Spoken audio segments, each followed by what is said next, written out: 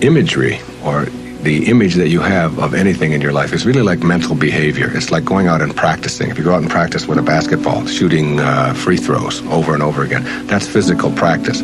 Imagery is mental practice. It's mental behavior.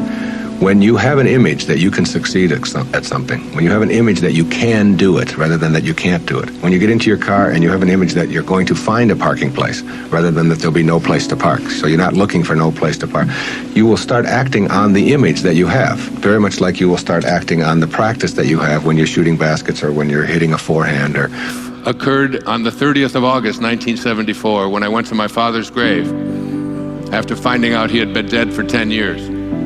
And I went there with a different intention on what I was going to do on his grave.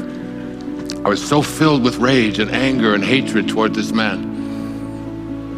But rather than do what I had gone there to do, some invisible, divine, organizing intelligence that moves the planets and grows your fingernails and beats your heart, that commander in the command center, to which you are always connected, your I am presence, if you will, called me back to his grave after I cursed him for 2 hours on that Friday afternoon. And I stood there and I said, from this moment on, I send you love. Who am I? Who am I to judge you? You did what you knew how to do, given the conditions of your life. And when I left that gravesite, I was a completely changed man. Alcohol hasn't touched my lips since that day. I walked away from it. I got myself into the best shape of my life. I began running and relationships began to change. The right people, the right woman came into my life. My children began to appear. Because when you advance confidently in the direction of your own dreams, and endeavor to live the life which you have imagined, you will meet with a success unexpected in common hours. Everything about my life changed. My writing took on a whole different flavor. Before, I was stuck. I checked into a motel room, the Spindrift Motel in A1A in Fort Lauderdale, Florida, and I wrote a book that today has over 100 million copies in print in 47 languages, called Your Erroneous Zones. It came because the rage was gone. Mark Twain once said that forgiveness is the fragrance that the violet sheds on the heel that has crushed it. That's divine love. To believe that you need what you don't have is the definition of insanity. To believe that you need what you don't have. Because you're already here, so you've already proven that you don't need it. So to go around believing that I can't be happy, fulfilled, whatever it is, unless I get the stuff that I don't already have, it's a complete and total illusion. It's a thought that isn't even true. There's no truth to it whatsoever. You don't need anything. And when you get that, the irony is you're no longer attached. Your total life is just about living those virtues. How can I serve? How can I be sincere? How can I be gentle? How can I be supportive? And thinking like that. And that's how I think now. And because of that, I'm in meaning. And being in meaning, the times that I was in ambition, is delivering more and more and more and more of what I wanted so much then. And now that I'm not attached to it, it's like I can be like the cat. I can just go about my business and just let it follow after me wherever I go.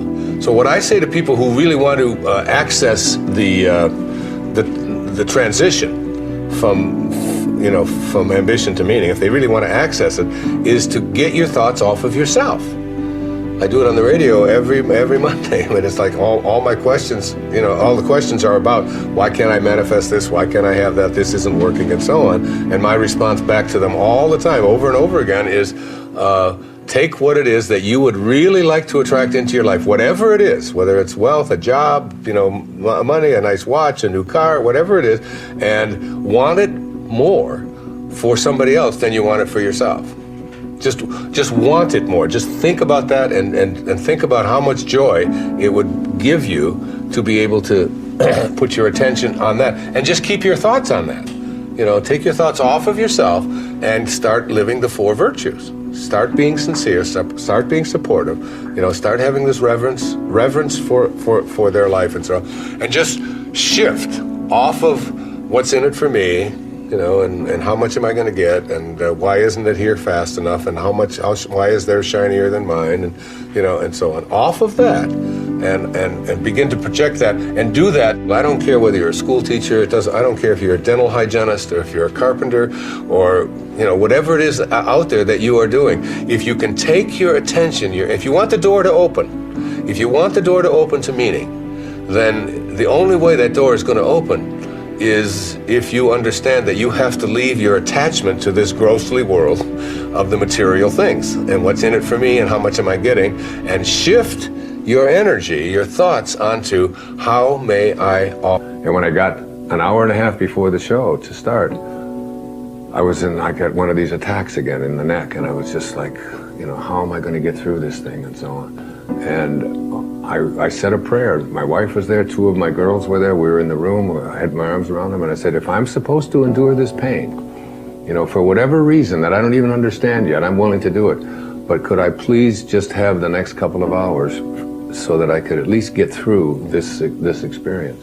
And it just dissolved, and I was able, you were there, you were in the audience, and I was able to go out there and do it, and then the pain returned the next day, and I went right back to that state, and I still do it now, and I can feel it even now as we're talking about it a little bit here. And instead of cursing it, instead of being angry at it, I accept it as my dharma. This is, you know, and whatever it is that I have to learn from it, generally speaking, every difficulty I've had in my life, getting divorced, literally being someone who is addicted to substances, including alcohol, letting go of, you know, those kinds of beliefs that those are terrible things that I should be ashamed of. They've been amongst my greatest teachers. And this pain is just another one of those things. And generally speaking, I now can go out and help people who live in chronic pain. Yeah. And you do a lot of this with your tapping. You know, I've seen you do it on stage, you know, with people. In fact, when we were out in Australia, that one woman, what was it? She couldn't even... Well, there's one lady with a frozen shoulder right. who couldn't move her arm. Who hadn't been able to move her arm in years. In 20 minutes, she got it up like that. Yeah. You know? So it's like... And that comes from just accepting yourself and actually instead of cursing the pain, because when you curse the pain and get angry at it, you get angry. Every cell of your being goes through that same anger. And what you want to do is just get to that peaceful place within yourself where you say, you know, when you trust in yourself, you're really trusting in the wisdom that created you, you know. And the wisdom that created you is infinite and it's formless. And so your thoughts are in that same category. Have thoughts that are aligned with that divine presence. Try to become a little more obscure, a little less interfering, a little less notice me, a little less, you know, one of the specific kinds of things that you can do is just as you're about, when somebody else is talking, just as you're about to interject what you've been thinking about for the whole time, waiting for them to stop talking, just stop, to bite your tongue and say, tell me more. Or, that's very interesting. I have never heard that point of view before. Even if they totally, completely disagree with everything that you stand for, to be willing to listen, to be able to stop. Practice it. I practiced it when I did these verses of the Tao. I practiced it every single day while I was working on that. Just staying obscure. And for me, that's not always so easy because of just being recognized wherever I go. And if I saw someone who was about to recognize me, I would just put my head down. I would just walk a little bit past them like something. Right now, I just want to be anonymous. Right now. I always ask an audience, what does that leave out? You know, that all things are possible literally means all things are possible. So whatever it is you'd like to attract into your life, whatever you'd like to accomplish, whatever you'd like to do in your life, if you start from a spiritual place, a place of all things are possible, if I return, you know, and get to that place, and then I begin to visualize it, and I begin to use my imagination, because everything that we see around us, everything in this world was once imagined. Everything, you know, that camera that is there, the clothes that you're wearing, the chairs that we're sitting on, everything once had to be imagined. If you get that, I mean, Einstein's famous observation was that, you know, imagination is more important than knowledge. If you can learn how important your imagination is, and that's where your spirit is, in that place, and then once you go to that place, in what it is you'd like to attract into your life, you're coming from a spiritual place, absolutely nothing is impossible.